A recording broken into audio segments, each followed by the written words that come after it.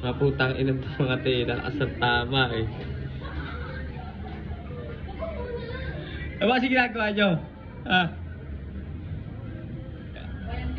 Gandang-ganda lang. Bakit ba nahihiya ka? GGSS yung masanay ka na ganun taga pag mga model. Pak. Chin up. Tiger look. Yan. Medyo angasa mo konti. Pag TikTok ba yan? Ah. Oo, dapat kasi medyo maangas yung mukha, yung ganun. Ay, maganda sans, ano pala yun eh.